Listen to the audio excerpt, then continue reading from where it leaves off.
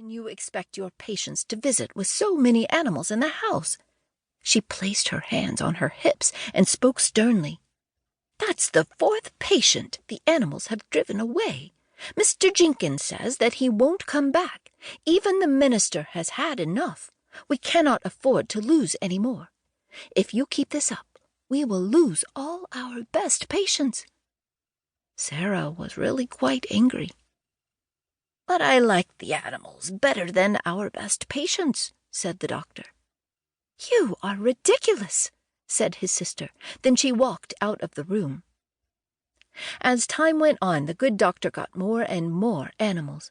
More animals meant fewer people came to see him. Eventually, he had only one patient, the butcher. The butcher did not mind being around all the animals, but he only got sick once a year. This was not enough money for Dr. Dolittle and his sister to pay all their bills. Also, there were a lot of animals to feed. The doctor had some money saved.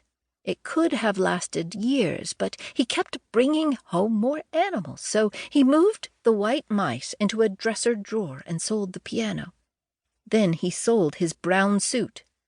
He sold a wagon and some books and an old table from the kitchen. Still, there was too little money and too many animals. Dr. Dolittle and his sister became poorer and poorer. When he walked down the street in his high hat, the grown-ups pointed to him. They said, "There goes Dr. Dolittle. He used to be the best-known doctor in the county. Now he's too poor to own a good suit. He hasn't any money, and his stockings are full of holes."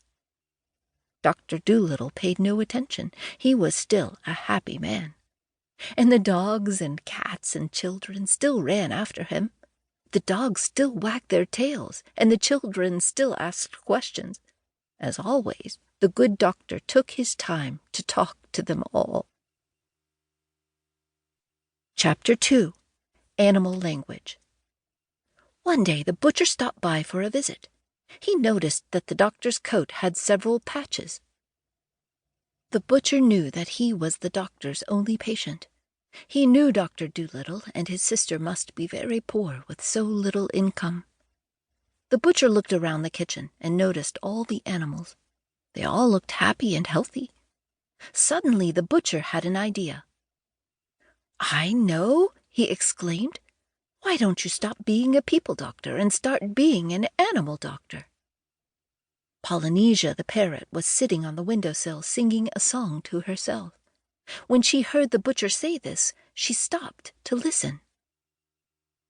"It makes perfect sense," the butcher continued. "You know everything about animals. I'm sure you know a lot more than most animal doctors. I've noticed that you get along with animals better than people. I don't mean that you don't get along with people, of course. It's just that you seem more relaxed with animals, and they're very relaxed around you. Look at your kitchen. It's filled with happy animals." It was true. Jip the dog and Gub-Gub the pig were curled up together in a corner. Dab-Dab the duck sat on the counter cleaning her feathers, and the hedgehog was beneath the table taking a nap. The mice were playing in a box by the door. Polynesia the parrot, as you know, sat on the windowsill, listening to every word. "Well, I don't know," Dr. Dolittle said. "I hadn't thought of that before. Seems like such a strange idea." "Strange?" the butcher exclaimed. "Why, it makes perfect sense. There are so many farmers around here with cows and sheep who could use your help.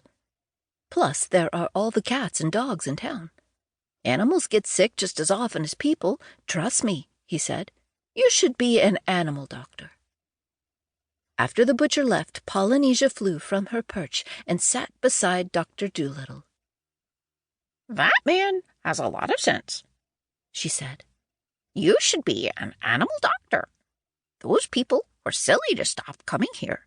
You are the best doctor in the world. The animals need you." "Oh, there are plenty of animal doctors around," Dr. Dolittle said. He shook his head and gave a little chuckle. He got up from the table and started to clear the dishes. "Yes, there are plenty," said Polynesia, "but you would be the best. I'm certain that there would be no other animal doctor who could compete with you."